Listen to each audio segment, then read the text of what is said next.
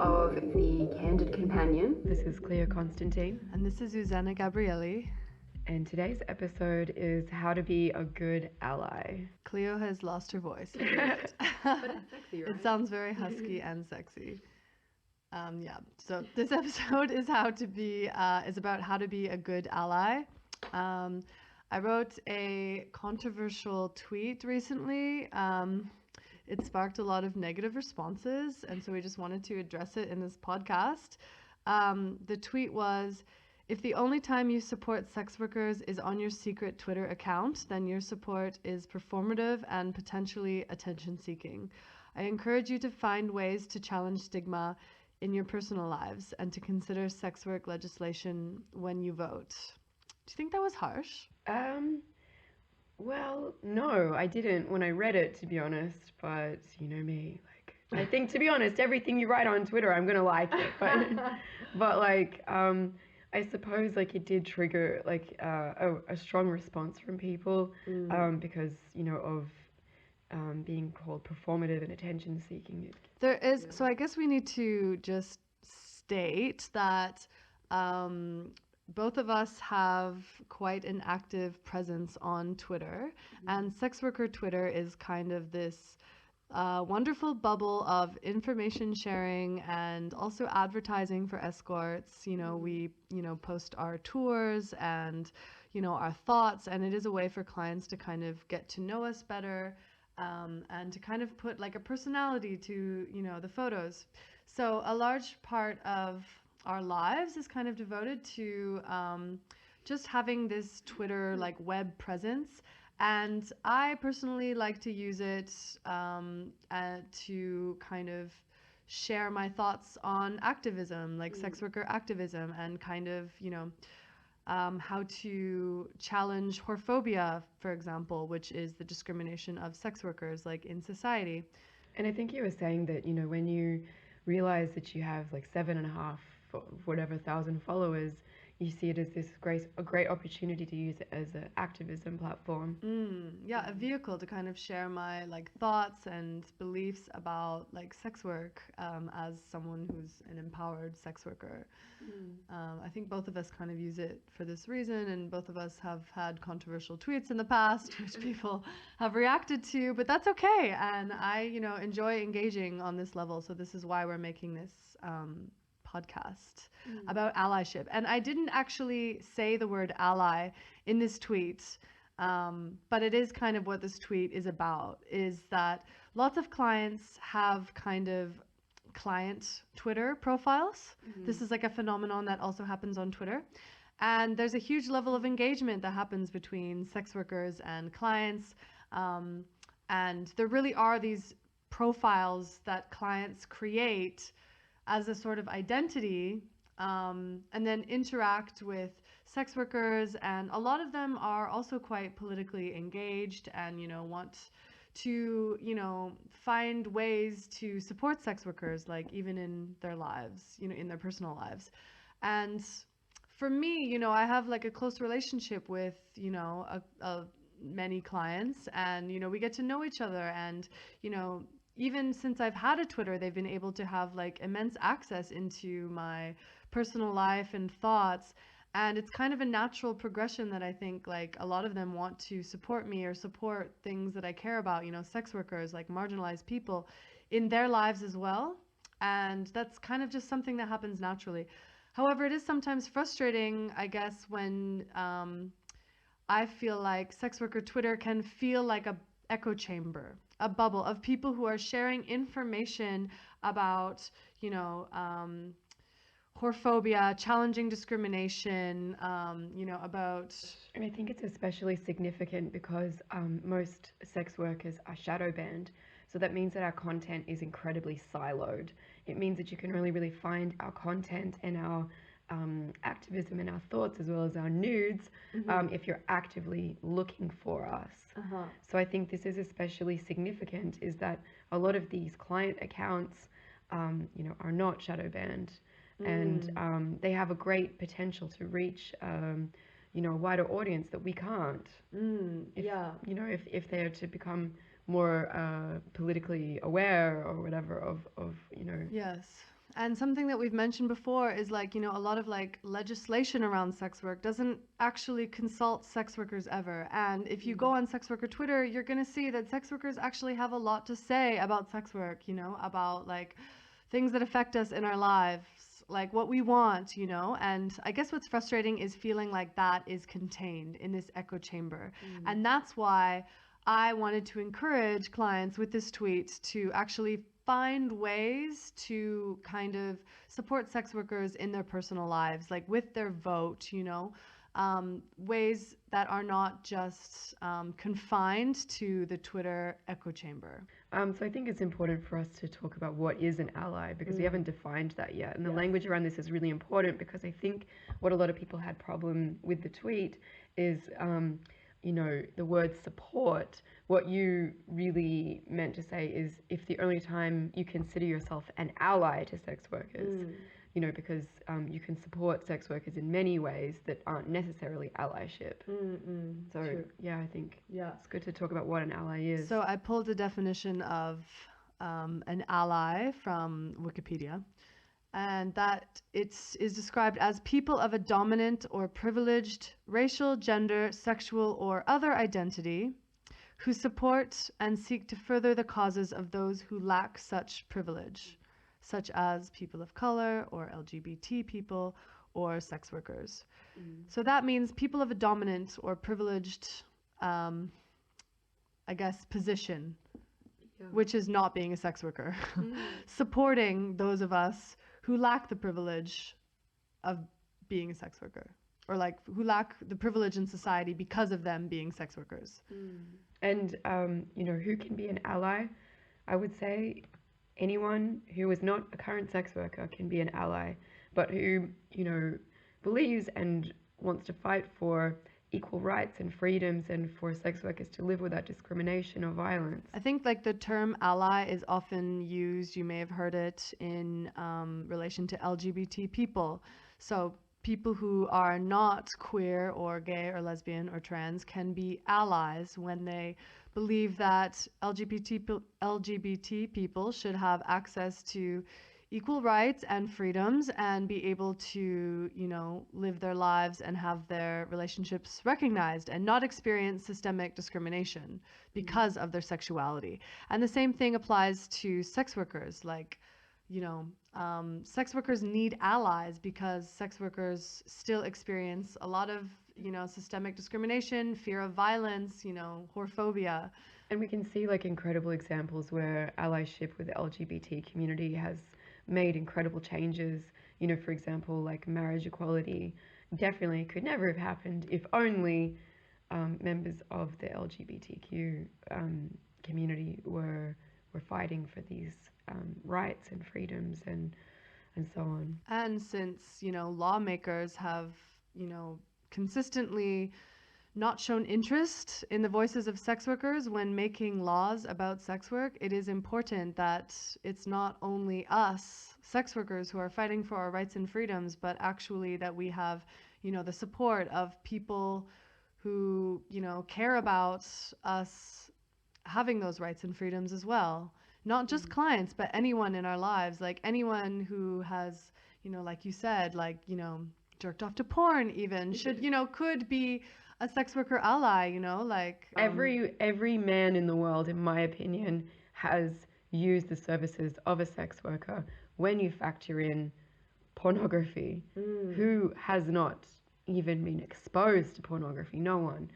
So I mean, we are so embedded into the fabric of culture and media and society, yet when it comes to allyship, there are very few. And I think what I find interesting about being a sex worker is that you can find support in some of the most unlikely places. You can sometimes find that people who are incredible, like rampant capitalists who have opinions that are more on the right wing of the spectrum, are very supportive of sex workers and sex worker rights. Because a lot of people benefit from sex worker services. Sure, and yet sometimes you meet people who are from the left wing that you expect to be more empathetic and so on, when you find that actually they have incredibly dehumanized opinions of sex work.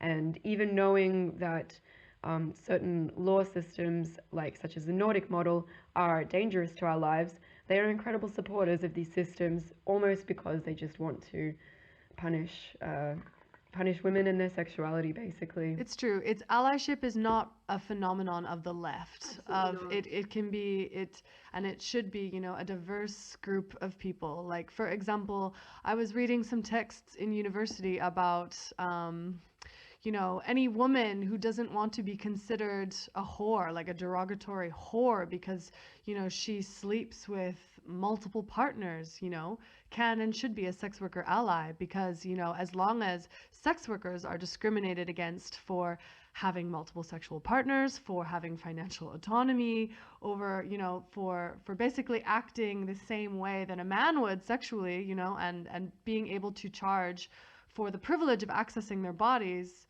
like as long as people hold these views of sex workers, like women, sexually active women, assertive women will also be discriminated against, you know, and called, you know, a whore or things like this. And I think at the end of the day, if you don't have freedom over something as fundamental as your own body, you cannot get more fundamental than that. No one can take your body away from you. If you are not free sexually, then you are not free. You are not a free citizen. And I think this is something that's really central to the fight for rights, is this bodily autonomy. And again, how does this not echo things like abortion rights? You know, like there are so many left-wing feminists who are incredibly like fighting hard for like you know, certain rights in terms of bodily autonomy, but when it comes to sex work, they're not on board. Essentially, we do need all of the allyship that we can get. And we did want to differentiate between being a good client and a good ally. You can be a good client and not an ally. And you can be a good ally and not a client. In season 1, we spoke about how to be a good client. There's a lot of things you can do to be a great client, you know, proper hygiene, paying us, not, you know, trying to haggle and negotiate our rates, not texting too much and just taking up like too much of our time without compensation, booking in advance, respecting us and our boundaries during the booking. If you want to hear about how to be a good client, please go back to season 1 and listen. But there's a difference between being a good client and being a good ally. Being a good ally in your personal life is taking things kind of a step further in a social justice way. And I feel that I want to point out that there is a difference between saying booking a sex worker is not allyship. It is an exchange of services for compensation. Yeah, some people responded to my tweet. I guess I'll get to that in a moment. But, you know, we're saying, I support sex workers. I book them. And it's like, well, you're supporting us financially. Thank you. Thank you. thank you for booking us. Yeah. However, that is not necessarily allyship. Different things.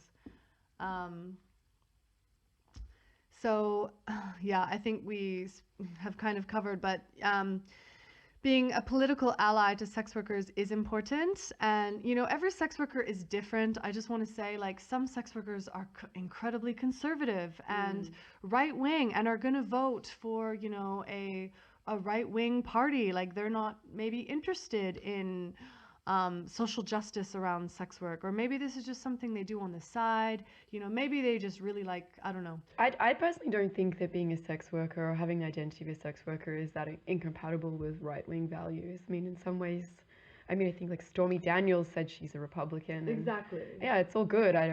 True. Yeah. And we definitely want to point that out. However, I think it is also natural for people who occupy a position that is discriminated against society. And I mean, we've spoken before about the hierarchy, like certain sex workers experience more discrimination, of course, than others.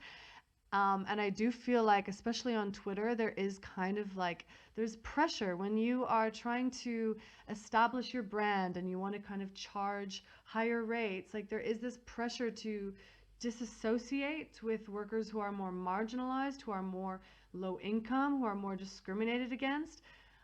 That's something that I think both of us really want to resist. And it's like we work to and want to constantly identify with those workers because we are doing the same job. And just because we have different levels of privilege and people see us as perhaps different, we're not actually different. You know, we're doing the same job. And like it's important, I think we feel, or I'll speak for myself, that we align ourselves with those workers because I don't want to dissociate from workers who experience more discrimination in order to improve my brand. Exactly. I don't want to disassociate myself from, say, like street-based workers in order for people to be Think like, that you're high class. yeah, to think that I'm high class. If it's contingent on that, then like no, Exactly.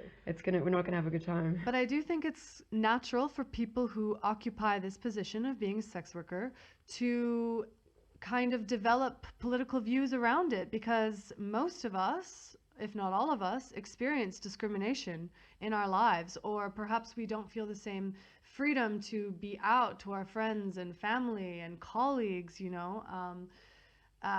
We're denied housing. Like most workers experience whorephobia at some point. But you know, it can be systemic discrimination. It can be, you know, verbal insults. It can just be, you know, some legislation that makes it difficult to get a loan from a bank for housing, for a mortgage. You know, it could be the threat of getting killed on the street. You know, there's so many ways that whorephobia plays out in society. And so I think it is natural for many sex workers to kind of start thinking about, you know, and align themselves with like social justice and, you know, the fight for sex worker rights. And No, it's important to note that there is no discrimination protection for sex workers anywhere in the world, even in places where it's decriminalized. So even if, you know, if I worked in New Zealand, which is held up as the Shangri-La of like decriminalized sex work, I would not be wise to list on my resume that I worked as an escort. And I think some people might laugh at that and be like, of course you wouldn't write that. And I think even to say, of course you wouldn't, well, why wouldn't you? Why shouldn't I? Completely legal profession. And a employer would be completely within their rights to discriminate against me, and that there is no protection for me to take them to court to, you know, to complain about that. And I have to say, like, I haven't always been in a position where I felt comfortable urging my clients to be allies. You know, I think a lot of people don't feel comfortable doing that. And it's because, you know, like, this is my business. Like, I am trying to, I need, or I have some pressure to present myself in a way that is, you know, congruent with a brand, for example. Like I need to present myself as being, you know, fun loving and, you know, going to like basically embodying like a fantasy. You know, in a lot of ways, hiring a sex worker is kind of, you know, being able to get away from your normal life and to experience, you know, super hot sex with some, you know, fantasy girl. Like this experience, this dynamic is present in sex work, and I enjoy embodying that. You know, like I'm not going to, you know, people who hire me aren't necessarily, I'm not going to show up and start, you know, screaming about politics. Like we're going to have a good time. We're going to talk. We're going to like, you know, get to know each other, and it's going to be fun and it's going to be light. And that's something that can happen in bookings. However, I do feel like my Twitter has become increasingly political just because, to be honest, I'm like, oh my God, I have all these followers. Like, I'm going to use this opportunity to talk about things I care about. So, but there is kind of like this pressure to not be too outspoken or to be too, Don't be too strident. yeah, you know. like talk about politics too much, to be too edgy. And I do feel like I kind of flirt with that line a little bit. Why don't you read some of the responses that you got? Yes, good idea. So some of the responses, this tweet kind of garnered a bunch of negative responses. Some of them, I'll just read them out. I don't think anyone's going to get too upset. They probably won't listen to this podcast. So anyway, so somebody wrote, okay, yeah, well, sex work is illegal, and in most states, prosecutors are targeting consumers. About the last thing anyone with a decent reputation is going to do is out themselves as a sex worker supporter. Yeah. So that was one. That was, frustrating. I feel like a lot of the responses were like made by people who were under the impression that I was asking them to out themselves as clients and really kind of getting upset. Can I read this one out? Yes, the second. So, my way of support is to be a good and repeatable client. Now you call me performative and attention seeking. Well, why don't you out yourself? I have to support in private, but I will stop that now too. Good way to antagonize your clients. A good one, Zuzu. Whoops. Wait, I love this one. And then the last one was. Lol, really? Get the fuck out of here. Is Susanna your real name? Do you show face pics to most service providers? They don't expect me to either. I mean, first off, showing your face is not necessarily at all what we are asking you to do. No. That would not be useful at all. Also, as Cleo has been making fun of me, I'm extremely recognizable from my Twitter. Like, I mean, a lot of people have good reason to hide behind a persona, and I completely respect that. And I just I can't really hide behind a persona. She's 6'1". She's got a huge ass neck tattoo. Like, I mean, come on. I'm pretty recognizable, and like, I just don't think that my Twitter really leaves much to the imagination. No, and So- can I just say, as Zuzu's best friend, like, there is no persona. This is Zuzu. Yeah, and like, this is real. I mean, we met because you recognized me at a party, and like other people have recognized me. And that's like something I feel really happy and privileged in some ways, like I don't feel personally in my life in this time the need to, be super anonymous online, because I'm privileged. I have people in my life who support me. I'm not worried about, how people in my life are going to react if they know, but that is a privilege. Not everyone has that privilege, and I totally recognize that. And a lot of people do need to hide behind personas for safety reasons, for like security reasons, because their lives would be severely compromised if somebody recognized them as a sex worker. Can you imagine if you're, for example, a nurse, or if you're a psychologist, you can be completely. There are many job contracts that have written into their contracts morality clauses where you would be fired and there would be no recourse to the law for that. And or if you were a parent and you were in a custody battle, you could absolutely lose custody of your children for your involvement in sex work. And our clients who, okay, first of all, I didn't ask anyone to out themselves. So that's important to note. In no moment was I like, you should out yourself and tell everybody that you hire sex workers. That is absolutely not the only way to be an ally, and we'll go into that a little bit later. That was not what I was asking. But let's just, humor that notion for a moment. Like, as you say, if someone is outed as a sex worker, they could lose their, civilian job. They could lose their housing, their reputation, like their lover could leave them. I don't know. There's so many endless consequences that someone could experience if they're outed as a sex worker. And it's just important to note that if you're outed as a client, like those consequences are like... I do think there are definitely consequences for being outed as a client. And I do think it's valid for clients to be private. It's not that often that I get follows from accounts with blue ticks next to their name. Like, I get it. Like, you do have something to lose. Your partner very well might leave you if they find out that you have seen a sex worker. You very well might have your family or your friends judge you. Sure, not asking you to out yourself as a client, to say that you've used sexual services. No. But even having said that, the consequences of being a client, but to the same degree of coming out as a client, to the consequences of coming out as a sex worker. There's an imbalance. There's like a deep power imbalance. It's a lot more significant, and I think as well that not only like to be a sex worker, even in the past, the loss of status is so significant, and it follows you for the rest of your life. But even that being said, I'm a sex worker every day of my life. However, if you are a client of a sex worker, even if you saw an escort every week, which would be a high, you would be seeing escorts a lot if you saw escorts once a week, you are only a client for a very short period of time, however long the booking goes for. It may be a few hours. And then you are no longer a client. You go back to being a father, a doctor, a lawyer, a cleaner, whatever the fuck you do for work, It's not your identity. It is not an identity. It's not your livelihood. It's not your identity to be a client. It's not your livelihood. And there just really are not as many consequences whatsoever of being outed as a client. I just want to acknowledge that. Not that we're asking you to be out to your friends and We're family. not asking, but yeah, just the response is like, well, why don't you out yourself? First of all, I am out. I'm pretty out, I'm pretty fucking out myself, We're both too. really Yeah. out. Like, we don't use our real names because that would be irresponsible and unsafe. It would completely, I mean, if I wanted to get housing or like a job in the future, that would be silly.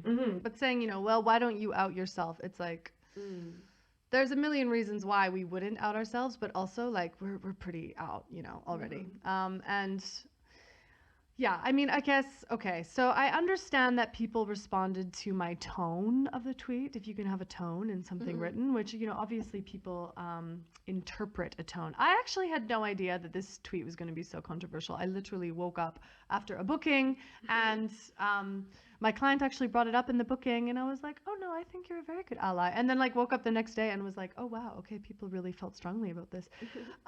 Saying, okay, your support is performative and potentially attention seeking. I could see how that could be read as harsh. And I understand people don't want to be called performative Or attention seeking. and attention seeking.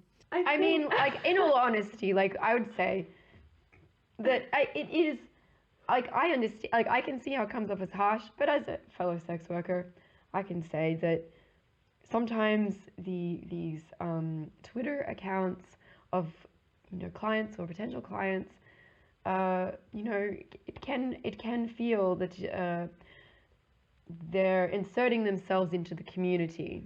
A lot. Yeah. This is kind of like a phenomenon of sex worker Twitter. But basically, I think that there are a lot of these accounts that really interact, client accounts that interact with sex workers as if it is like a daily social media.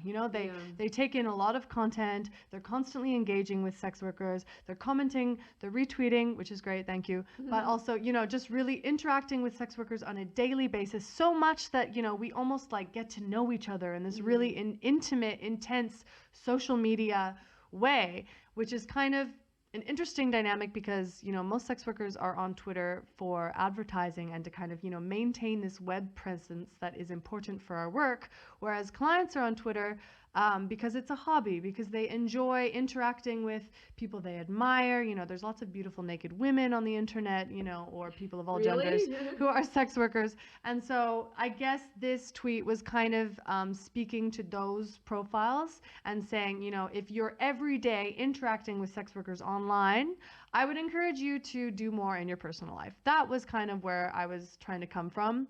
So people obviously got very upset at being called performative attention seeking. I just wanted to explain that a little bit. I think it is important for these for people who are part of sex worker Twitter, like that aren't workers themselves, to just be aware of boundaries. Remember that Twitter is advertising for us. So we create content really because we want to get booked. And I also use Twitter a lot because I really enjoy community building with other workers. And I don't mind to also interact with other accounts and so on, but so long as I feel it's in a way that isn't too draining on me. And I mean, personally, I've taken a little bit of a step back from Twitter myself recently because I don't want to sort of feel resentful or negative in this way, that perhaps I was using it a little bit too heavily myself. But, I have asked clients to interact with me less. Me too. Yeah. And, and they took it well and I appreciate it. Same. Yeah. I just think sometimes, I mean, it's not so obvious that we are using Twitter as, advertising and to maintain this web presence. Like, we are often funny and charismatic and we'll just post things about our day and it really does kind of like mirror Facebook or something. But sometimes, if there is so much interaction and, there's no kind of material benefit from interacting with someone day after day after day after day, it can be emotionally exhausting. So please, if you are, one of these people who enjoys interacting with sex workers on Twitter, please just be aware of boundaries and taking up a lot of somebody's time online. emotional, yeah, I guess kind of it's an emotional labor thing. It's 100% emotional labor. Mhm. And it also is emotional labor for a an escort to ask you to please interact a bit less. Mm. So it's always nice if somebody's aware of it before Mm. you have to tell them. Yeah, and I mean, I think like part of my frustration is, just like interacting with this echo chamber of, sex worker rights and interacting with other workers, but knowing that outside of this bubble, in the real world, that we exist in a political climate where laws surrounding sex work are actually getting worse or seem to be getting worse. We saw SESTA and FOSTA in 2017, which has made, which has shut down many of our main advertising websites and made it much harder for us to reach clients. Much more expensive. We don't have like the security and brand recognition of the sites that we used to use to get clients. A lot of workers were may have even been forced to go back to working on the streets because they no longer had a way to reliably reach clients, that was affordable.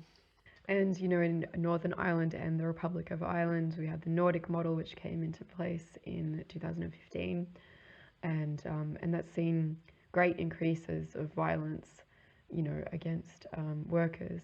It's just facts. Mm-hmm.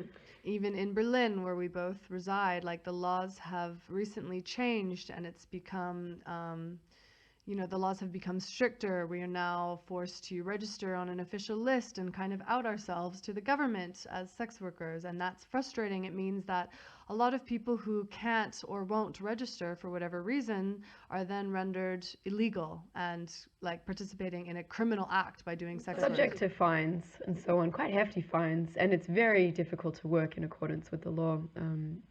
If you want to have more information about it, you're going to have to Google it. We don't have enough time to go into the ins and outs of how ridiculous this law is. But what I always come to when I think about SESTA FOSTA or Ireland or Republic of Ireland is that, if all of the people who've used sexual services voted against these laws, SESTA FOSTA, for example, could have been repealed with 150,000 votes, 150,000 signatures, but that didn't happen. And I think that people will use services, but they don't necessarily think about the political background of the people that they're, and I understand that, I don't necessarily consider the labor union issues behind, garments that I purchase or retail, etc. But if you're listening to this podcast, I'd like to think that you're listening to this because you see the humanity in sex workers and you want to be a better ally. Yes. And I appreciate that. Yeah. Thank you. And both of us, are outspoken and we're sassy and, we speak our minds, but please, like in this moment, realize that, we are, requesting people be allies because, this issue is very close to our heart. Like sex worker activism is very close to both of our hearts, and, kind of supporting marginalized people and challenging discrimination and whorephobia is the reason why we are asking people to be allies, not out themselves, but to consider, supporting sex workers in their personal lives in small ways. I guess we're going to get into that in a moment. But we do just want to, underline that we're not speaking for all sex workers. Like, this is really coming from our hearts. Like, if you follow us on Twitter, you know that sex worker activism is very important to us. So this is kind of, you could even consider this a personal request for allyship. Here are some things that you can do without outing yourself. So in conversation, you can confront whorephobia. Jokes can come up. Someone makes a dead hooker joke. Maybe you could just say, actually, I don't find that funny. You don't have to say anything. You don't have to say, I don't find that funny because I see escorts myself and I think they're very lovely ladies. No, you don't have to say that. You can just say something as simple as, I don't find that funny, actually. I don't find dead hooker jokes funny. I think even like conversations that come up that are very like slut shamey, like conversations that would, yeah, call a girl a whore for like sleeping around, or even, making fun of someone who charges for like a sexual service. Like I've even encountered that in my German class, is like people making jokes about charging for your time, like on Tinder, and how that would be so demeaning, for example. Like there's just many ways if you kind of start to pay attention and just think about how people talk about women and sexuality, and like this will come up. It comes up because it comes up in our lives, and I just think that paying attention to it and maybe challenging, especially this kind of like talk between men, like It's the kind of thing that people talk about in the media when they call it toxic masculinity, you know? It's something that's just so simple that you can do to say to your friends, hey, actually, that's not cool. And the thing is that if you say that amongst your friends as a man, you get a hell of a lot more respect than if any woman were to say it. It just is the way that it works socially, is that it's not, our word is not respected as much. And I think nothing that I've said would make anyone assume that you are a client of sex workers. I wouldn't assume that at all. I think really like challenging whorephobia in speech and kind of information sharing with like your friends and loved ones is really the biggest thing you can do to support sex workers. Like knowledge is power, and most people do not understand or don't think about sex worker rights and don't understand that, we are so systemically discriminated against. For example, like people just don't understand about sex work. So really kind of confronting negative things you hear to your friends and loved ones is a really big, important thing that you can do without outing yourself. And, people responded to my tweet being like, oh, you expect me to out myself? And it's like, somebody actually responded, another sex worker responded and said, maybe you should just kind of speak up for many issues you care about, like, discriminate, talk to speak against, racism, or, other social issues. Like if you speak about, or support like a wide variety of social issues, people are not going to suspect that you're a client. And I mean, I think there is this fear of like people suspecting you're a client, but like, I just don't even know if that's really realistic. I mean, I'm completely not out at university, and I really don't think that anybody assumes that I'm a sex worker, because I do not fit the stereotype that you see in the media of what is a sex worker. And I speak out in class all the time about issues that I think people are sounding slut-shamey or whorephobic. And I don't have any fear when I do that people are going to be like, oh, do you think she's a sex worker? She talks about it so much, I also speak about sex work so much, or just about, feminism. And people do not assume until I tell them that I'm a sex worker. So I think the second one is to consider legislation when you vote. And, when issues come up in Parliament, like personally, I can't vote in Germany anyway, but if I was to, I would be a single issue voter for sure. But just consider that when you vote, what are your party's stances on sex work? I mean, sometimes left-wing parties, if you're a left-wing person, you just assume they have good legislation or good laws regarding sex work. Often they don't. Often they're pro-Nordic. So maybe just like check that out when you vote. Consider that when you vote. Yeah, I mean, there was a big election in Europe and recently, and if people were looking up the stance of sex work, like in every party they voted for, like I think most people are unaware of their political party's view on sex work. So that would be something great that you could do that's entirely anonymous, that doesn't even include a single other person. Totally private. 100%. Yeah. So that's a great thing.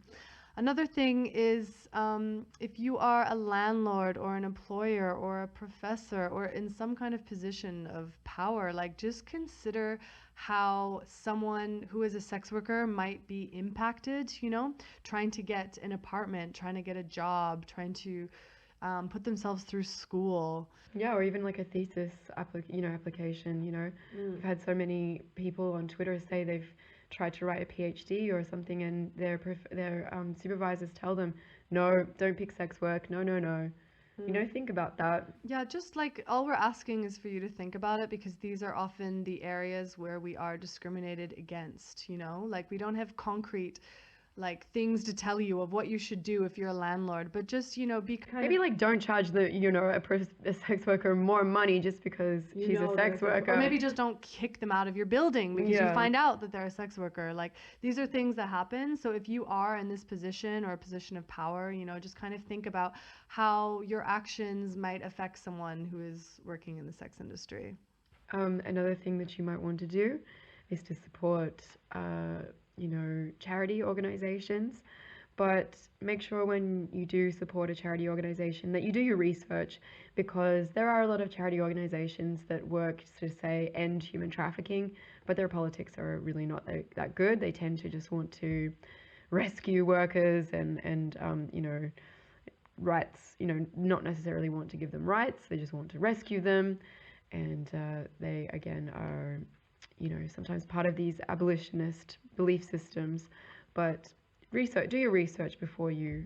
Sex workers often know good organizations, or maybe you could consult sex workers or ask people within the industry of any organizations that they know of that could be positive, that maybe impact them directly, for example. I mean, there are two really great organizations I know in Berlin. There's Hydra and there's Olga.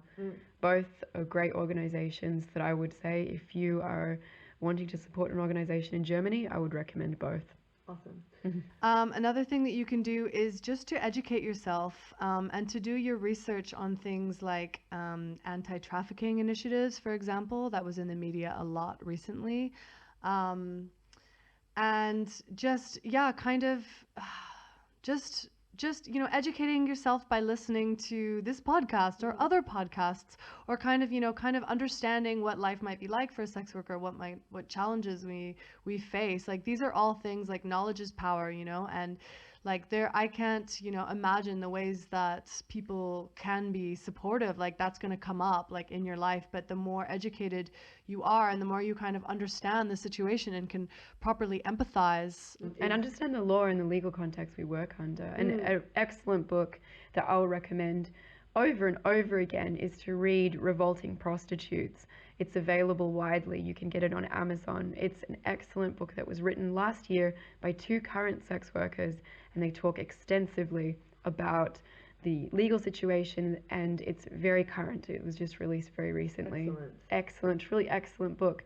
But I want to say that if you're listening to this podcast, it means that you are taking an excellent first step to being a better ally. And that is part of being an ally, is to listen to our voices and listen to our perspective, and don't let people talk on our behalf. And I think this is really fantastic. I've been truly touched to find how many people have listened to our podcast because they want to know more about us, and not just more about our nude selfies. They want to know more about us and our lives, and I really appreciate that. And if you're listening to this, it means you do want to be a better ally. And we appreciate that. And, there is no like moral yardstick for, deciding person who decides someone who is an ally or not. Like small initiatives make a big difference. And, shout out to all of my and our clients who are, want to go the extra mile, who are politically engaged, who want to support us not only financially, but, in their personal lives. Like we appreciate that so much. And we do see your efforts, and this is something that's, not necessary. It's like not like you have to be a political ally to be our clients. Absolutely not. But it is something that's close to our hearts, and we do appreciate it. And we really appreciate you listening to this podcast because we are speaking, about things that we care about. And this has been an incredible project to be able to communicate those things to a wider audience. Yeah, absolutely. Yeah. Well, thank you so much for listening to us. If you would like to find me on Twitter, I'm at Cleo Constantine. That's at CleoConstantine. And my Twitter is at Zuzu Gabrielli. So it's at ZUZUGABRIELLI. Thank you so much for listening. Bye.